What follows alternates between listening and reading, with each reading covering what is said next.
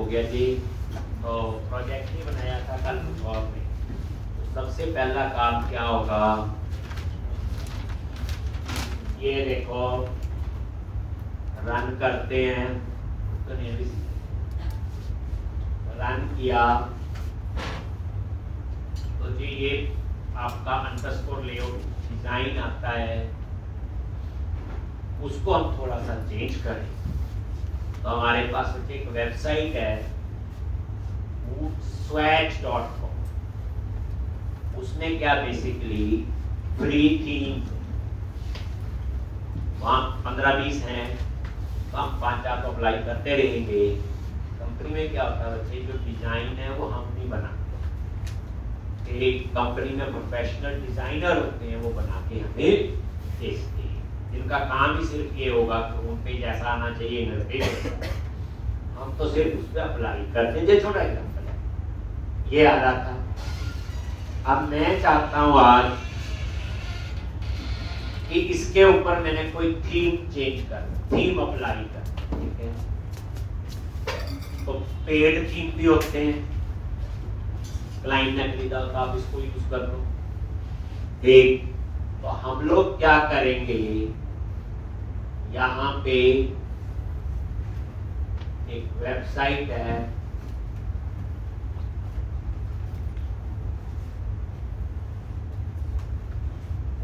swatch.com, देख लो क्या नाम है, बूटस्ट्रैप न लिख देना, ठीक। swatch.com लिखा हुआ है, फ्री थीम्स फॉर बूटस्ट्रैप, यानी इसमें बने हुए थीम है, हम तो उसमें से यूज करें, ठीक। अब यहाँ पे ये देखो, ये थीम्स की लिस्ट है, कौन सा थीम अप्लाई करना है आप यहां से चूज कर सकते हैं। जैसे कोई भी, मान लो मैंने बोला यटी, कोई भी थीम चूज कर लिया, यटी, इसकी लुक एंड फील कुछ ऐसी हो। फिर आप यटी पे गए और यहां पे है bootstrap.css, bootstrap.css क्लिक किया और ये देखो,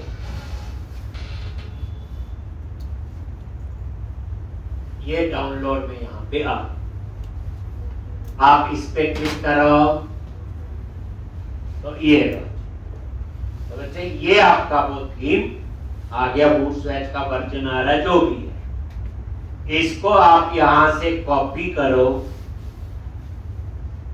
और अपने प्रोजेक्ट में जाओ, ध्यान से, और www रूट के अंदर सारी स्टैटिक फाइल यहां ही है, उसके अंदर लेब और उसके अंदर बूटस्ट्रैप और उसके अंदर टेस्ट और टेस्ट के अंदर CSS और यहां पे bootstrap.css।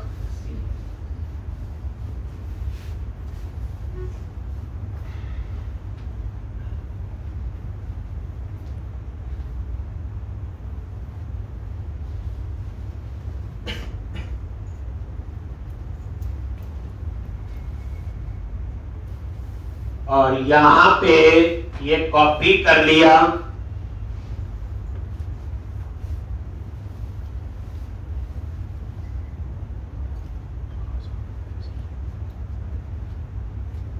या कॉपी तो खैर किया हो, आप क्या करो, इसको डिलीट कर दो और इसकी जगह वो पेस्ट कर, क्या कर दिया, 12-13,000 लाइन कितनी आ रही है, कितनी लाइन चाहिए, ये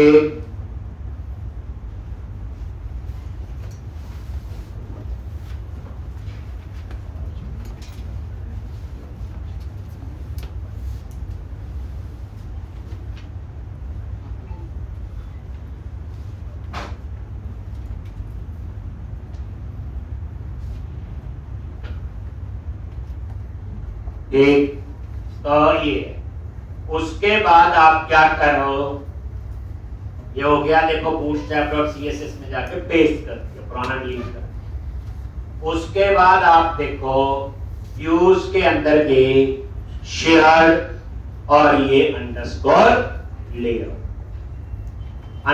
लेआउट पे गए और ये देखो ये उस बूटस्ट्रैप फाइल का पाथ आ रहा है, ये देखो लिब बूटस्ट्रैप टेस्ट CSS और यहाँ आ रहा है bootstrap min.css, लेकिन उसका नाम है bootstrap.css, तो min मैंने यहाँ से हटा या बस और कुछ नहीं।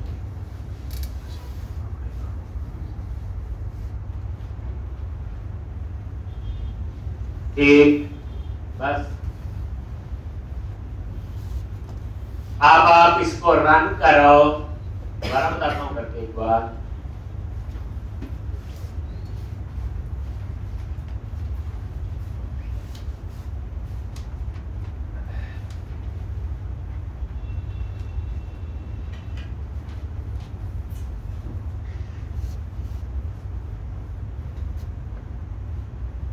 तो ये चेंज तो हुआ होगा, तो कोई चेंज नजर आ रही है आपको इसके में? देखिए अनडू करके, मुझे तो कुछ शायद लग नहीं रहा। मैं इस फाइल को अनडू करके, यही था ना?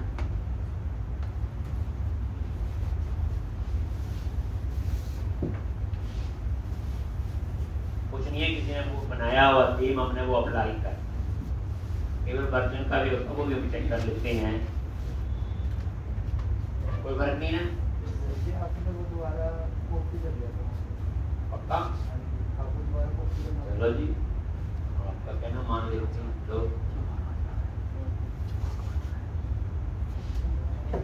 सबसे पहले bootstraps.com पे जाओगे, एक यहाँ पे थीम, ये वर्जन 5 है।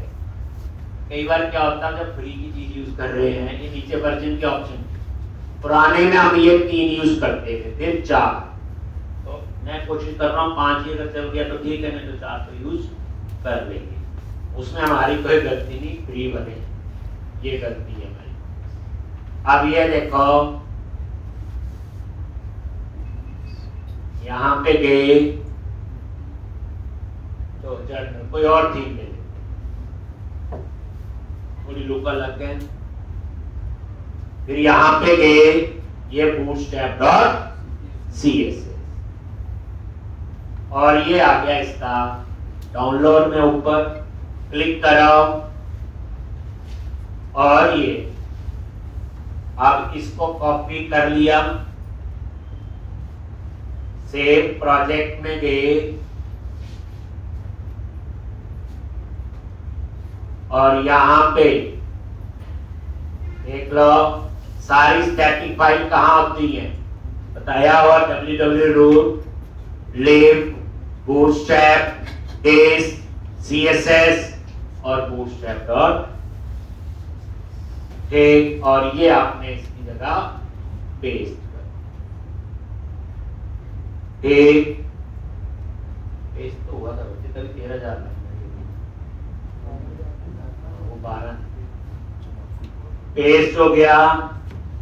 उसके बाद इसी फाइल का पाथ बताया हुआ मेन पेज क्या है, अंडरस्कोर शेयर के अंदर अंडरस्कोर लेआउट, और ये देखो ये हमने लिख दिया था bootstrap.css और ये CSS टेस्ट कोई बात है जो हम वहां पे करें। तो अब यहां पे हम लोग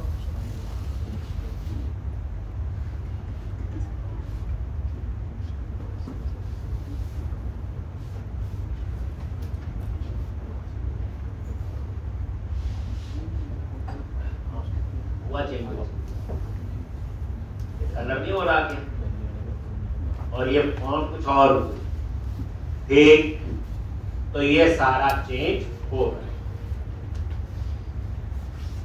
ठीक, तो ये आपका चेंज हुआ। अब क्या होगा जब हम इनकी बूटस्ट्रैप की क्लास यूज करेंगे, जब हम लिखेंगे टैक्स हाइफन प्राइमरी लिख देते, उसका कलर वो नहीं आएगा जो ब्लू सा उसमें आता था। इस थीम के हिसाब से हो सकता है ये वाला कलर है। लिखते थे बीटीएन हाइफन इन्फो, वो कलर था, इस थीम में वो कलर अलग। समझे होंगे? टैक्स हाइफन सक्सेस हो सकता है यहाँ कलर अलग। तो समझ के कहने का मतलब है वहां से हमें और क्लैरिटी हो जाएगी। तो चेंज कर दिया, बस हो गया चेंज, हम इसको यूज करते हैं। पता लग गया कैसे चेंज किया? सबसे पहले क्या करना है, यहां पे गए, यहां थीम चूज कर लो, एक जनरल यूज किया था,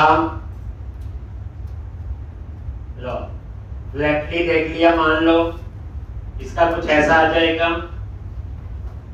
एक यहां से bootstrap.css मिल जाएगी। एक जैसे आपने इस पे क्लिक किया और ये इसकी bootstrap.css, इसको आप यहां से कॉपी कर लो, प्रोजेक्ट में जाओ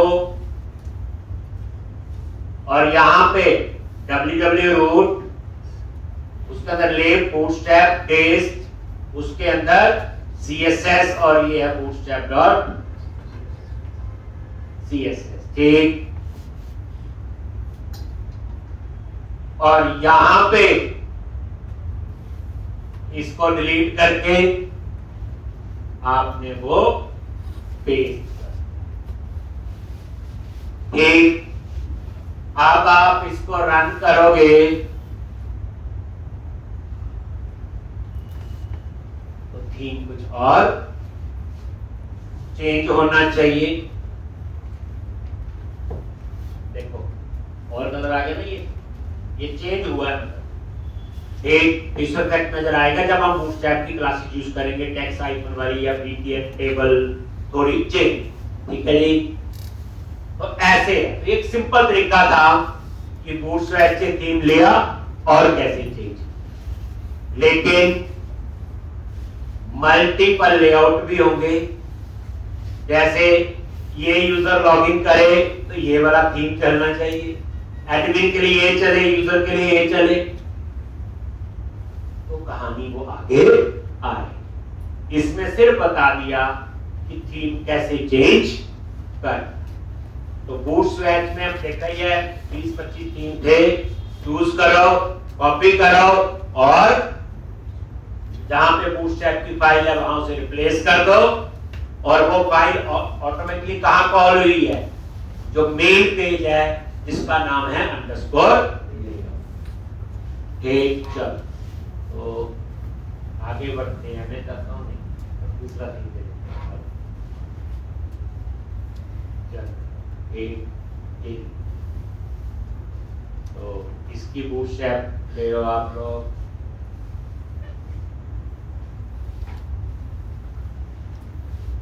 ये कॉपी कर लिया, प्रोजेक्ट में गए और ये bootstrap.css फाइल पता ही है कहाँ पे है, और इसको रिप्लेस कर। चलो अब हम आगे बढ़ते हैं। ये मैंने थोड़ा सा बता दिया कि कैसे करना, लेकिन अभी इसमें भी बड़ा कुछ और है जो हम आगे डिस्कस कर। ये तो एक सिंपल सा तरीका था अप्लाई कर। तो अब हम सबसे पहले कोड फर्स्ट से डाटाबेस बना। अब ये तो बताने की जरूरत है।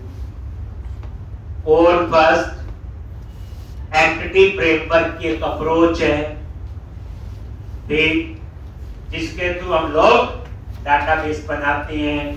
टेबल कोड फर्स्ट मतलब कोडिंग से ही डाटाबेस टेबल बनता है। एक होता है डाटाबेस फर्स्ट, जिसमें हम SQL सर्वर और एक्सेल में जाके डाटाबेस पहले बनाते हैं, ठीक, लेकिन वो भी मैंने सिखाया था, वो यूज आजकल नहीं होता। आजकल कोड फर्स्ट है। कोड फर्स्ट का फायदा आपको पता है।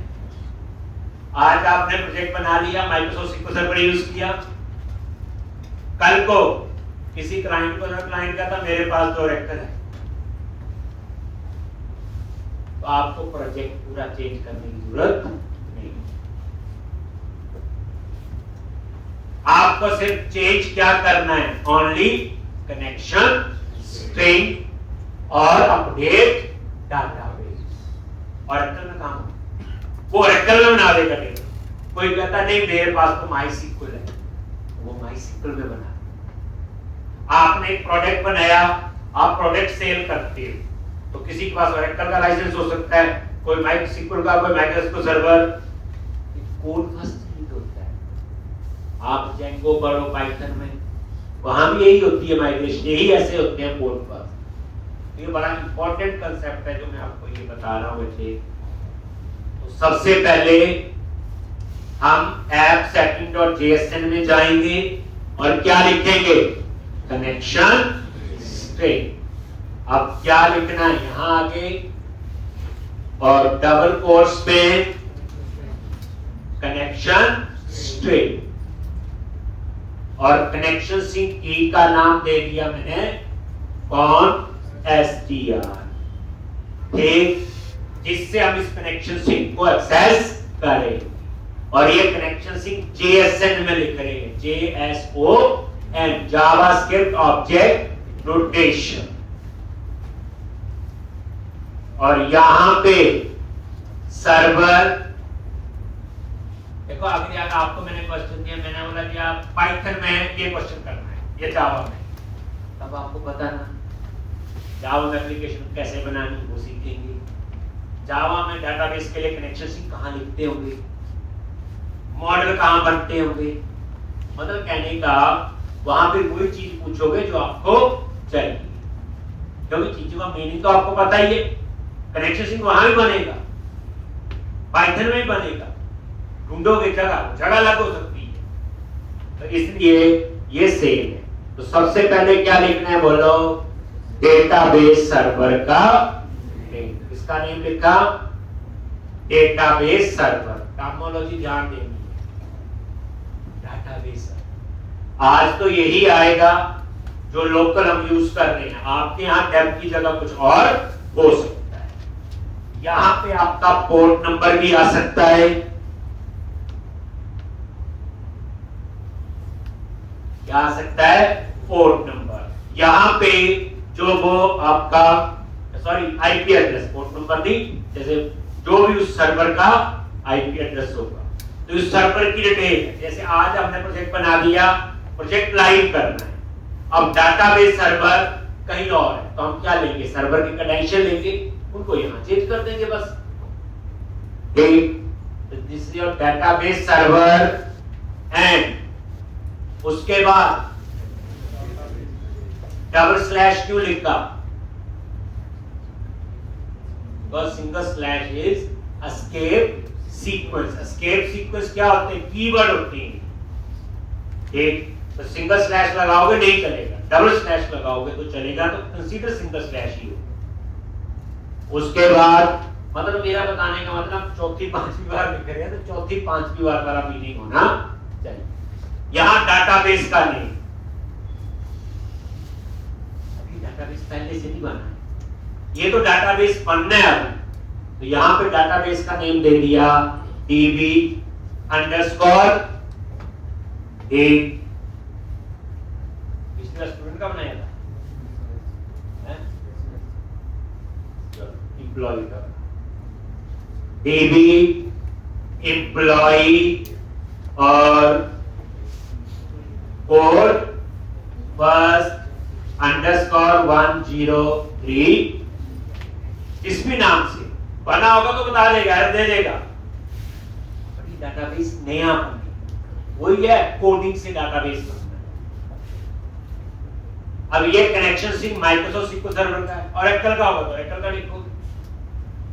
उसके बाद हम देते हैं यूजर नेम और पासवर्ड।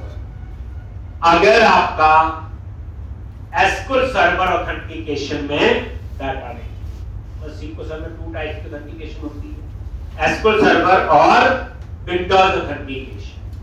एसक्यूएल सर्वर हो गई तो सीक्वल सर्वर का यूजर पासवर्ड लिखना है, विंडोज ऑथेंटिकेशन होगी तो क्या लिखते हैं, विंडोज ऑथेंटिकेशन को इनेबल करने के लिए क्या लिखते हैं, integrated security is equal to true.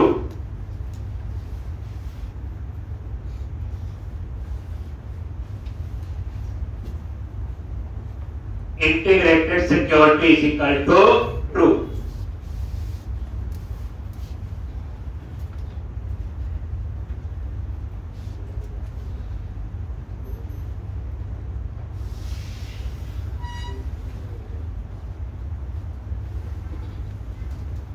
Integrated security is equal to true. ये किसके लिए होता है? विंडोज ऑथेंटिकेशन को इनेबल करने के लिए, यानी विंडो का यूजर मेरे डेटाबेस को एक्सेस कर सकता है। अगर आप चाहते हैं एसक्यू सर्वर ऑथेंटिकेशन है तो सीक्यू सर्वर का यूजर नेम और पासवर्ड देना होगा। उसके बाद एक मल्टीपल आगे एक्टिव रिजल्ट सेट्स यही है ना, is equal to true.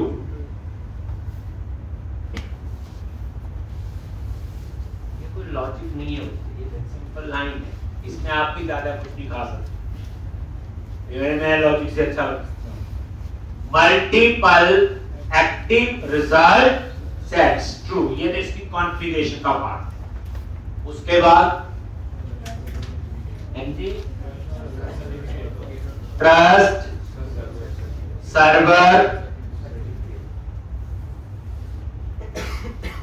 Gate is equal to true. अब ये कनेक्शन से 3-4 बार तो हम लिख ही चुके, मैंने ही करवा दिया। नेक्स्ट स्टेप क्या है? मॉडल बनाएंगे। क्या बनाएंगे? मॉडल।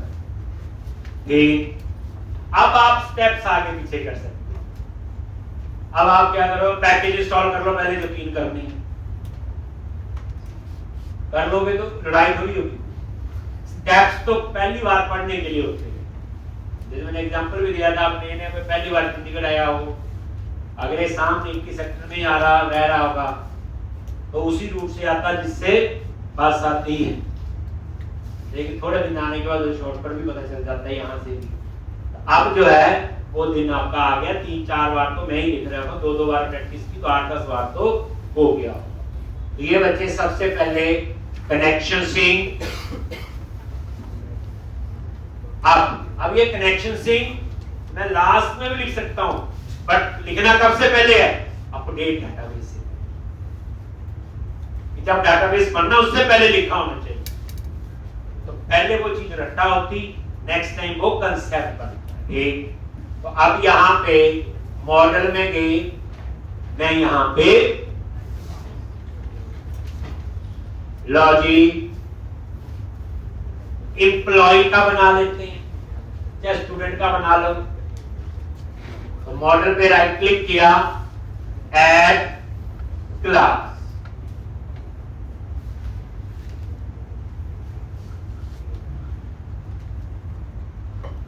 और क्लास का नेम दे दिया एम्प्लॉय। पहले बता दूं, तो अगली एप्लीकेशन बनानी है उसमें मल्टीपल टेबल आए, फॉर्म किया एक, तो उसकी कहानी थोड़ी और अलग। तो ये employee.cs। अब यहां पे हम क्या बनाते हैं? प्रॉपर्टीज। प्रॉपर्टीज क्यों बनाते हैं?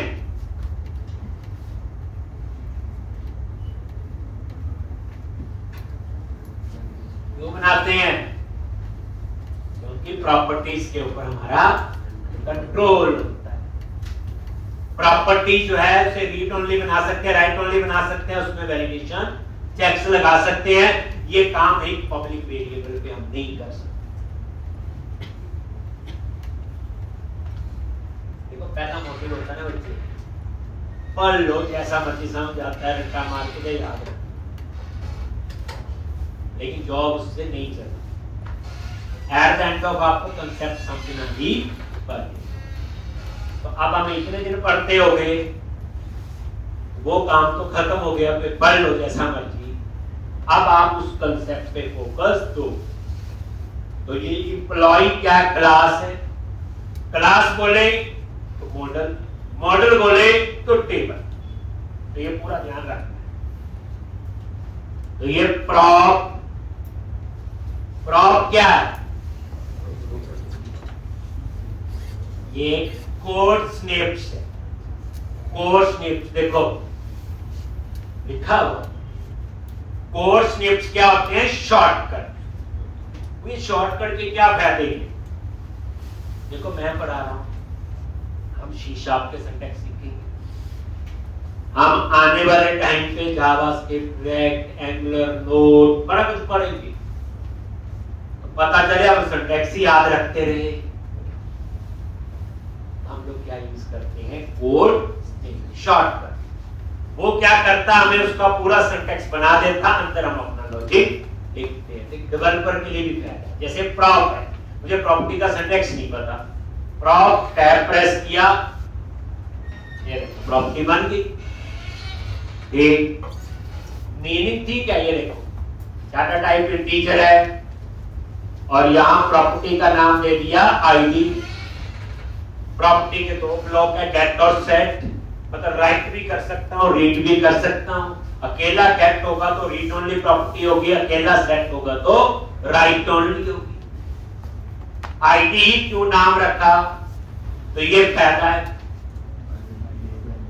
क्योंकि जब माइक्रोसॉफ्ट SQL सर्वर में टेबल बनेगा, अगर हमने उस कॉलम का नाम आईडी रखा है तो उसे अपने आप प्राइमरी की बना लेगा, उसे आइडेंटिटी कॉलम बना लेगा ऑटो एंट्री में।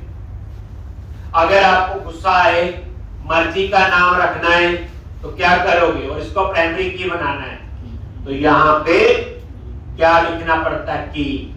ये बस ये बात।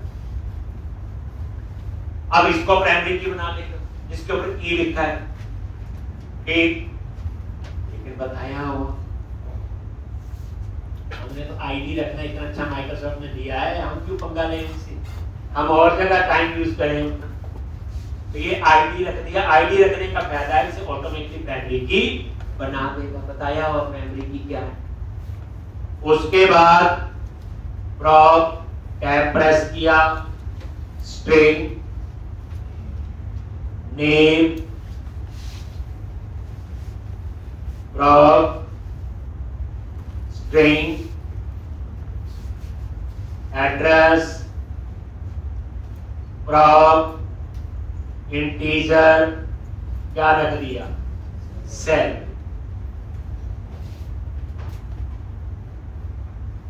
एक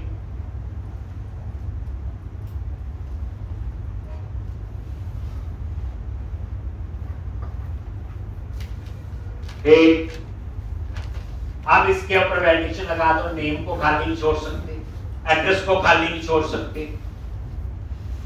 लो जी, तो आपको बताया हुआ नेम के ऊपर जाओ, क्या होता है उसके लिए? रिक्वायर। ये रिक्वायर सेलेक्ट किया, जैसे रिक्वायर सेलेक्ट किया ऊपर नेम स्पेस कौन सा ऐड हो गया? System dot component model dot data annotation. तो पता चल गया वैलिडेशन के लिए जो नेम स्पेस है वो कौन सा है? System dot component model dot data annotation. Require पता ही है किसके लिए है, ये कंपल्सरी है, इसको खाली नहीं छोड़ सकते। ऐसे ही आप एड्रेस के ऊपर वैलिडेशन लगा दो। अब जो चीज पढ़ ली हमने करते रहना ही, ठीक। मैंने सैलरी के ऊपर रिक्वायर लगा दूं कि नहीं?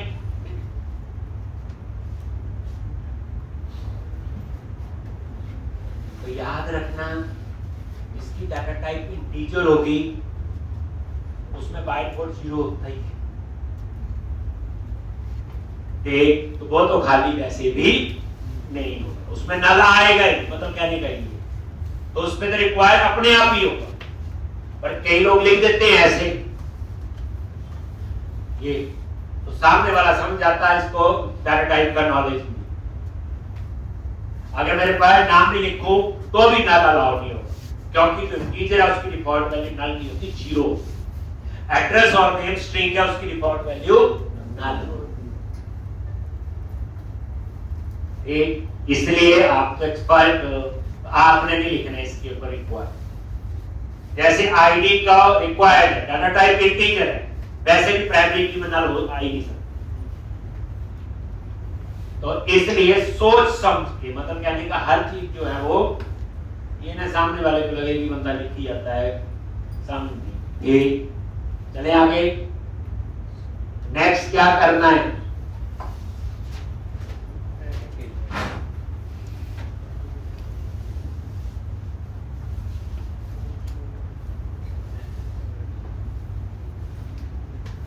चलो अब उसके बाद हम डेटा फोल्डर बनाएंगे और वहां पे एप्लीकेशन डीबी कॉन्टेक्स्ट, लो जी यहां पे प्रोजेक्ट पे राइट क्लिक किया, सॉल्यूशन एक्सप्लोरर में गए, ऐड न्यू फोल्डर, फोल्डर का नाम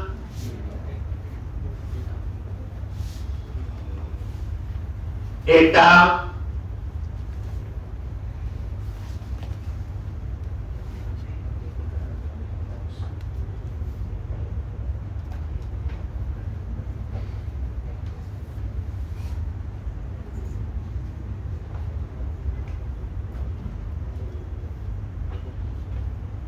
और डेटा पे राइट क्लिक करो, क्लास बनाएंगे जिसका नाम होगा एप्लीकेशन डीबी कॉन्टेक्स्ट। मैंने जान के नहीं पैकेज इंस्टॉल किया, जब जरूरत होगी तब कर, अब हम जरूर समझेंगे। अब यहां पे डेटा पे राइट क्लिक किया, ऐड क्लास, और किस नाम से बोलो, एप्लीकेशन डीबी कॉन्टेक्स्ट। सारा खेल उसका बच्चे अपने लेवल पे वो जरूर पढ़ो, इंट्रो देने जाएंगे जरूर पूछेंगे, उसके कंसेप्ट जो है वो क्लियर होने चाहिए। जिस बच्चे को जावा जैसी लैंग्वेज या डॉट मेन तो यही है, अगर ये डीपली आती होगी तो बाकी लैंग्वेज का ऑटोमेटिकली वो मास्टर। पाइथन है इंग्लिश लाइक लैंग्वेज है, और उसके सिंटैक्स कितनी देखा होगा आपने, कभी पढ़ी होगी। रिएक्ट उसमें तो उप्स उतना नहीं यूज होता, मतलब कहने का जो असली उप्स का खेल है इन्हीं चीजों, और बड़े प्रोजेक्ट इन्हीं में बनते हैं।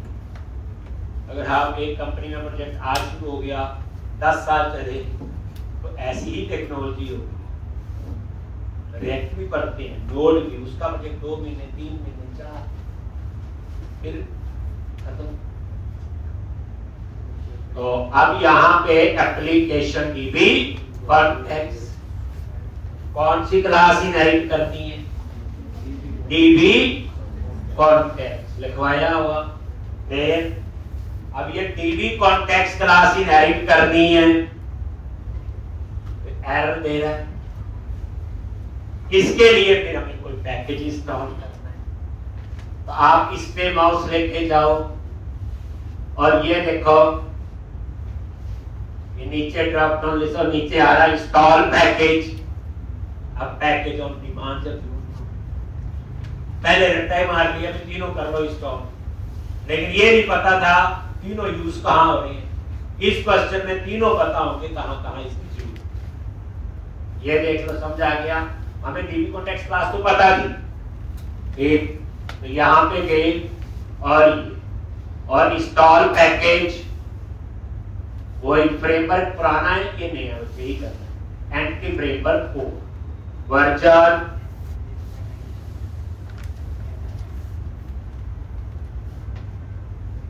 और इंस्टॉल, फाइंड एंड इंस्टॉल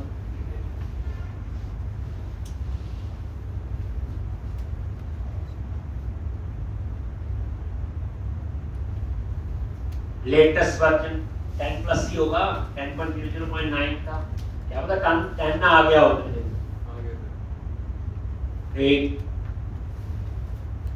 लो ये देखो, ये प्रॉपर ठीक भी हो गया, इसका थोड़ा बहुत स्पेलिंग आगे पीछे वो सब ठीक कर लेगा। और ये इसका name space Microsoft dot anti framework code, और ये पैकेज इंस्टॉल हुआ है। कौन सा देखना है तो प्रोजेक्ट पे डबल क्लिक करो, सॉल्यूशन एक्सप्लोरर में जाओ और ये देखो, ये और ये देखो, Microsoft.NT फ्रेमवर्क हो रहा हूं, ये पहले खुद कर लेते थे। वर्जन क्या आ गया 10.0. अभी तक हम कल परसों तक क्या कर रहे थे 10.0.9, अभी एप्लीकेशन 10.0.11 नाम है। ये क्या होते हैं एक्चुअल वर्जन .NET 10 याद है।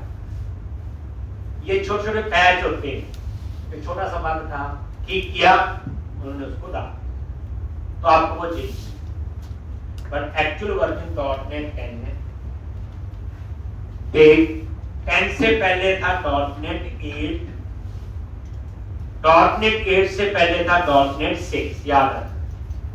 जो 7 और 9 है आई जरूर है लेकिन वो यूज नहीं, यानी एक्चुअल स्टेबल वर्जन ये तो .NET 10 है।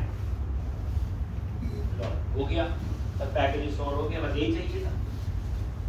अब यहां पे क्या करेंगे, क्लास के कंस्ट्रक्टर में जाओ, CTOR,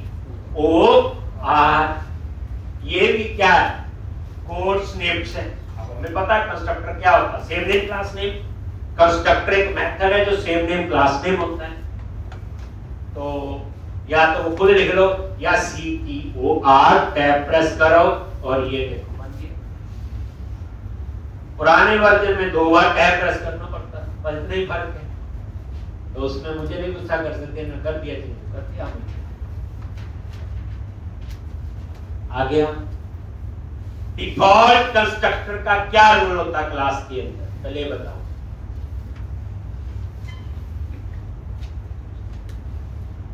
जब भी आप किसी क्लास का ऑब्जेक्ट बनाते हैं बाय डिफॉल्ट उसका डिफॉल्ट कंस्ट्रक्टर कॉल होता है, चाहे कंस्ट्रक्टर बनाओ चाहे ना बनाओ। तो डिफॉल्ट कंस्ट्रक्टर क्या करता है, जितने भी मेंबर सबकी डिफॉल्ट वैल्यू इनिशियलाइज कर देगा। जैसे वो देखेगा आईडी इंटीजर है उसको 0 कर देगा, वो देखेगा नेम और एड्रेस स्ट्रिंग है वहां नल डाल देगा, वो देखेगा सैलरी इंटीजर है तो वहां 0 डाल। ये जादू से नहीं डलती, अपने आप नहीं डलती, कहने वाला ऐसे होता नहीं। ये सारी कोडिंग कहां होती है, डिफॉल्ट कंस्ट्रक्टर में जो हमने नहीं लिखी होती।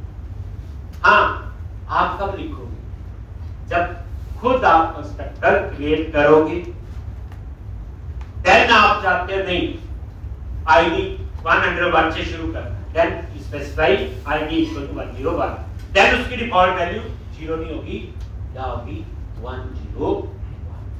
ठीक, मतलब चीज को अंडरस्टैंड करना है। और यहां क्या लिखते हैं बोलो, डीबी कॉन्टेक्स्ट ऑप्शंस, ये कंस्ट्रक्टर में आ गए, ये डिफॉल्ट कंस्ट्रक्टर नहीं हुआ ना, बना रहे हम लोग। और इसके अंदर एंगुलर ब्रैकेट्स में क्या लिखेंगे, एप्लीकेशन डीबी कॉन्टेक्स्ट ऊपर क्लास है, और ये ऑप्शंस उस टाइप का क्या ले लिया वेरिएबल। अब इस कंस्ट्रक्टर में हमने बेस क्लास के कंस्ट्रक्टर को कॉल करना है। बेस क्लास कौन सी है, जो इनहेरिट की है डीबी कॉन्टेक्स्ट, और एक ही बेस क्लास हो सकती है क्योंकि इनहेरिटेंस। तो यहां पे बेस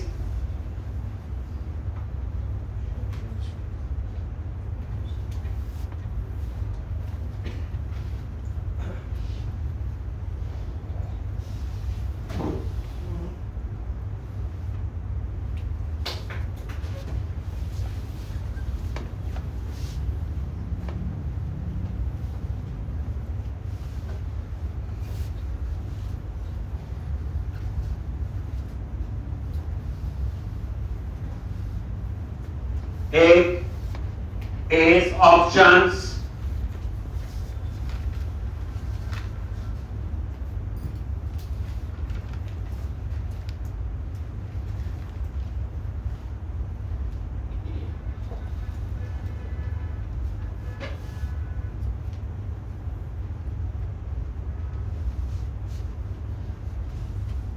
एक तो इस तरह से ये देखो, जैसे बेस, तो ये बेस कौन सा हुआ इस क्लास का कंस्ट्रक्टर।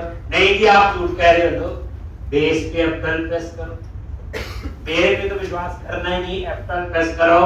और ये जो F12 से आता है ये फ्रेमवर्क के अंदर कोड लिखा हो, मैंने लिखा है, ये माइक्रोसॉफ्ट ने देखो टीवी कॉन्टेक्स्ट, और इसमें क्या पास कर रहे, टीवी कॉन्टेक्स्ट ऑप्शन देख। और ये देख लो ऊपर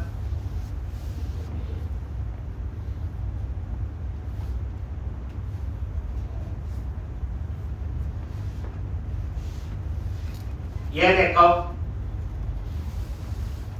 ये किसके अंदर है, इस नेम स्पेस में Microsoft.NT फ्रेमवर्क 4 एक।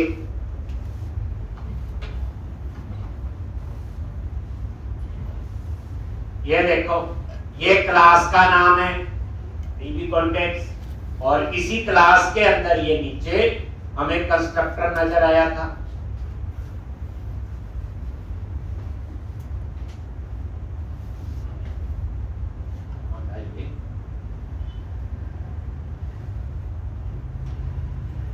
ये देखो, ठीक है जी, ये चेक कर लो एक बार, वैसे जस्ट फॉर नॉलेज लॉन्च हो गया ये।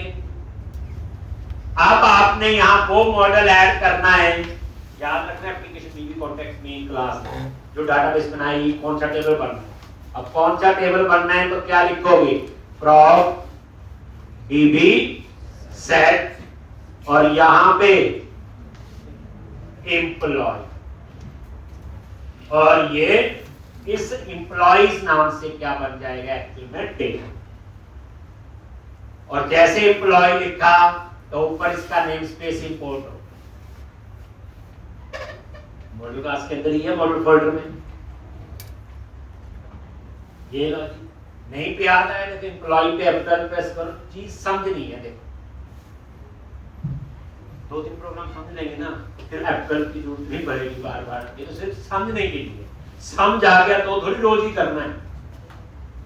देख जब आपको चीज सब समझ आ गई कि कहां से कैसे काम कर रहा है, या लो मान लो प्रोजेक्ट में 100 टेबल है तो मैं मॉडल फोल्डर में 100 टेबल बनाऊंगा, और यहां मुझे 100 ऐड करने पड़ेंगे। नेक्स्ट स्टेप क्या बोलो, program.cs, वहां पे कनेक्शन सिंक वगैरह एक्सेस करेंगे।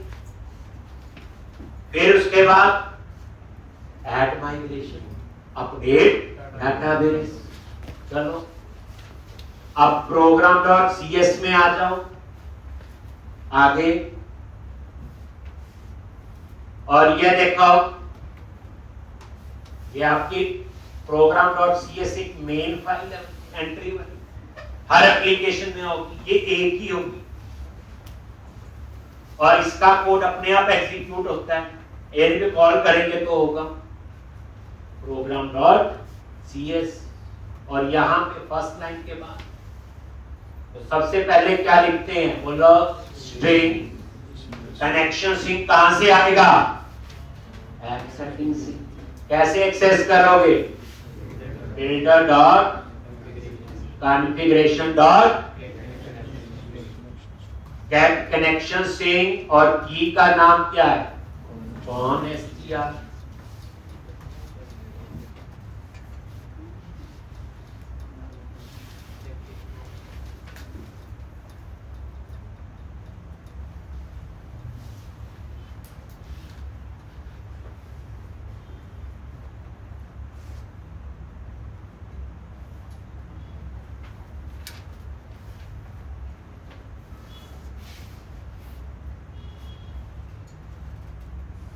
एक builder dot configuration dot get connection sync,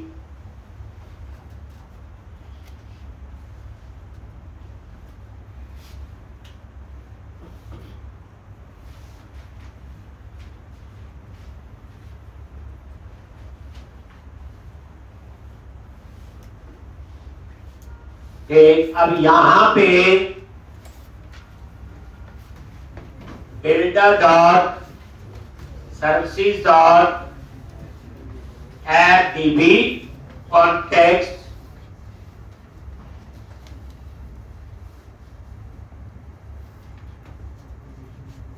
और एप्लीकेशन डीबी कॉन्टेक्स्ट,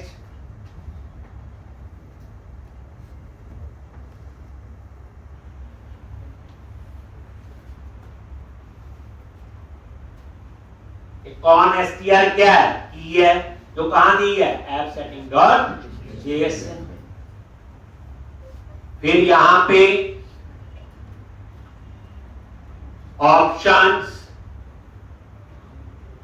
ये वेरिएबल ले लिया, और यहां पे क्या लिखते हैं, options dot use SQL server,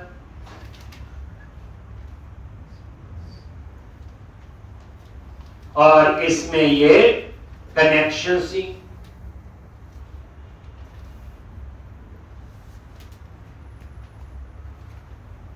और एंड विद सेमी कॉलम। मैं ये एंटर प्रेस कर देता हूं।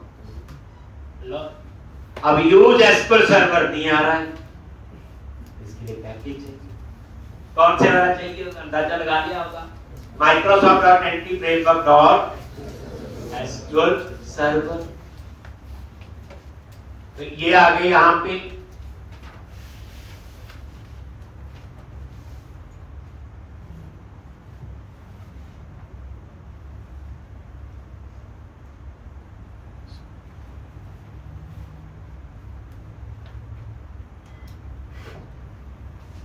अब ये देखो यहां नहीं आ रहा, नीचे को ड्रॉप डाउन, इसमें तो आ गया था, तो ये हमारी गलती नहीं है, हम क्या होंगे, ये विजुअल स्टूडियो का हो सकता है नेक्स्ट वर्जन में वो ठीक हो जाए, जो 10.0.11 में ये चेंजेस होते हैं। ठीक, तो अब हमें दूसरा तरीका ही पता है, इसको सर्वर के लिए पैकेज चाहिए। ठीक, तो हम क्या करेंगे, tools, Nagar, manage Nagar packages for solution, और यहां पे ब्राउज एंटिटी फ्रेमवर्क ईएफ लिख के सर्च कर लिया।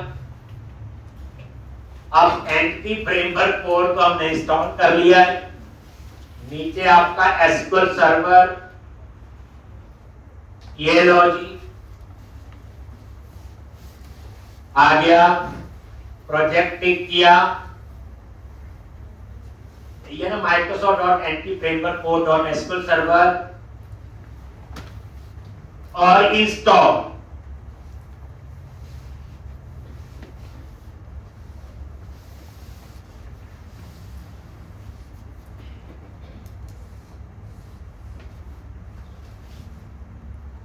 एक और फिनिश।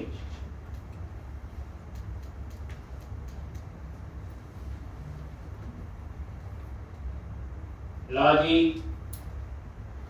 और अब program.cs में जाओ, ये देखो यूज एसक्यूएल सर्वर आ गया, यूजिंग माइक्रोसॉफ्ट डॉट, ये ऊपर आ जाएगा, ये देखो हो गया ठीक, और ये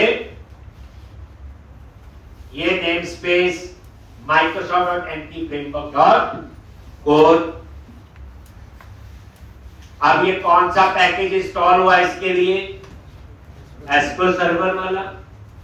अगर ये एंटी फ्रेमवर्क कोर में होता तो जरूरत थोड़ी थी मुझे, वो तो इंस्टॉल था ऑलरेडी। ठीक, और तो अब ये देख लो हुआ इंस्टॉल की नहीं, चेक भी करो साथ में, जब नए नए पढ़ते हैं तो कोशिश करो।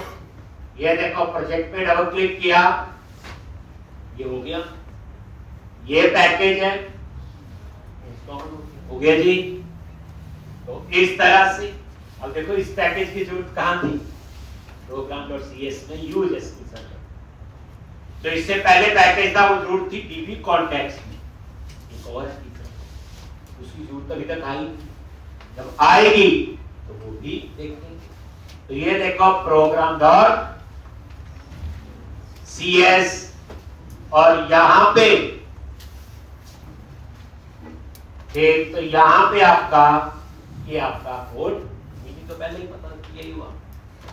अब नेक्स्ट स्टेप क्या है, ऐड माइग्रेशन और अपडेट डेटाबेस। चलो टूल्स, नगर और पैकेज मैनेजर कंसोल पे क्लिक किया।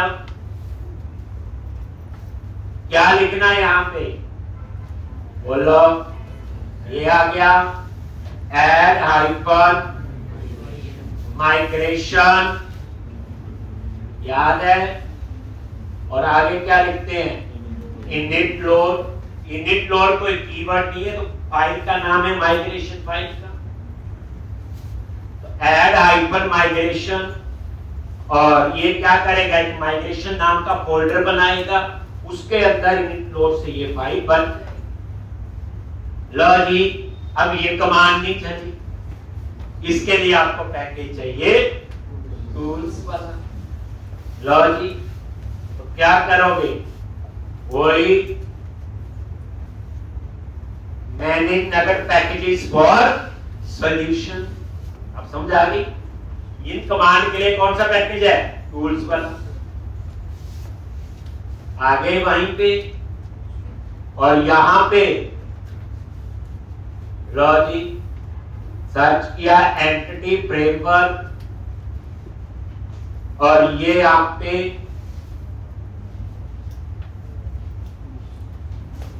ये टूल्स और टिक कर दिया, और इंस्टॉल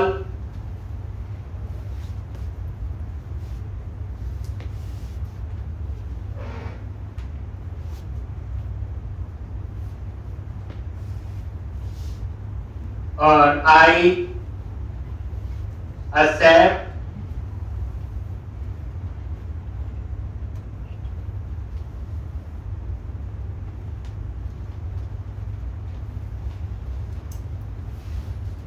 एक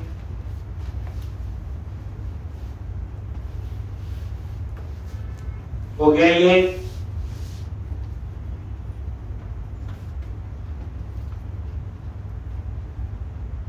तो अब हम वो कमांड चलाएंगे। ये पैकेज इंस्टॉल हो गया है, ये चेक कर लो।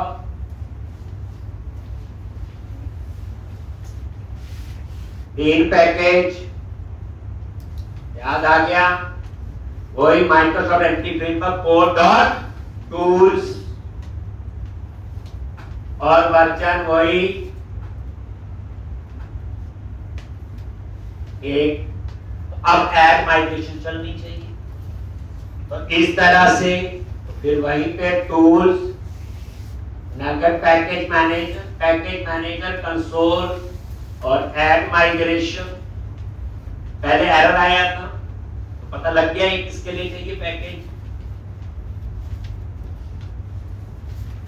Next, update database.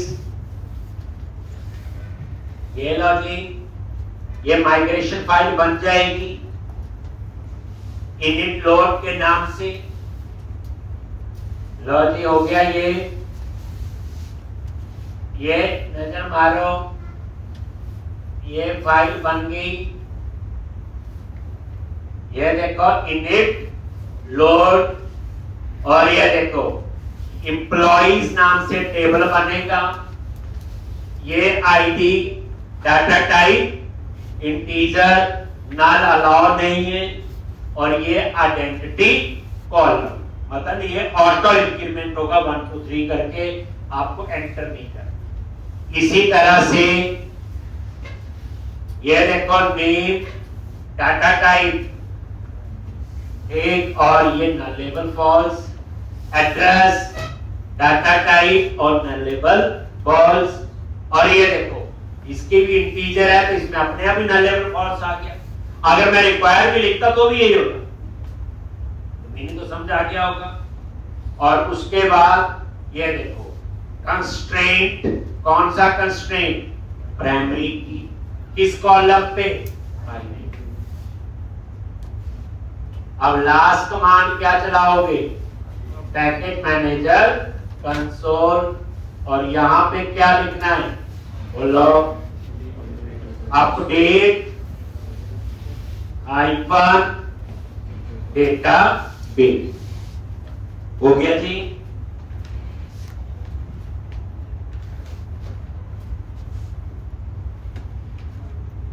डन। ठीक, अपडेट हाइपर डेटाबेस, और ये अब आपका डाटाबेस बन गया होगा, कोई इसमें एरर नहीं। ये सारा क्लोज करो। तो ये स्टेप से आता था, इसमें कुछ भी नया नहीं। ये माइग्रेशन फोल्डर बन गया और ये इसमें इनिफ्लोट फाइल बन। अब ये डाटाबेस बना है कि नहीं देखना है। ये है डाटाबेस का नेम, तो कहां देखोगे? Click on view and click on server explorer.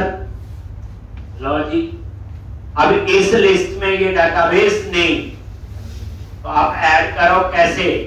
Data connection पे राइट क्लिक करते हो, ऐड कनेक्शन। देखो हम डाटाबेस यहां से बना सकते हैं, लेकिन फिर वो इसी प्रोजेक्ट के स्पेसिफिक होगा। दूसरी जगह लेके जाओगे तो डाटाबेस की कॉपी पेस्ट है, और डाटाबेस कभी भी कॉपी पेस्ट नहीं चलता, उसमें प्रॉपर बैकअप, रीस्टोर, बड़ा कुछ और होता है। लेकिन जिस तरह से हम कर रहे हैं, तो डाटाबेस माइग्रेशन फाइल की, तो ऐड न्यू, ऐड कनेक्शन, ये सर्वर का नेम डेप स्लैश क्या लिखेंगे? SQL express, window authentication optional, और ये देन ओके।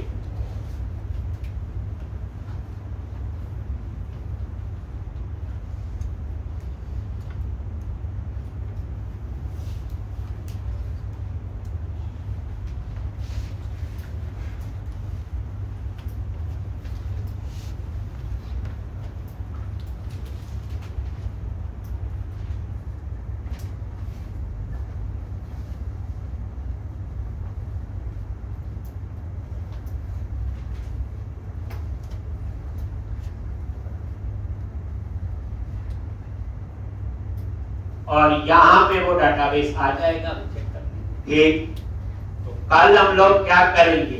कंट्रोलर बनाएंगे, व्यू बनेगा, तो कुछ तो पुराना कुछ नया भी थोड़ा बहुत पढ़ेंगे। ऊपर ऐड होता है, चेक कर लो।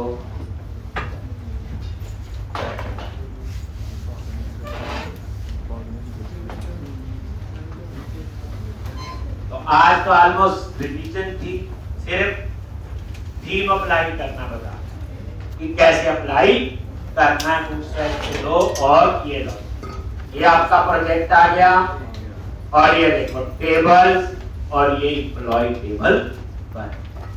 तो कल हम इसमें ही आगे करेंगे,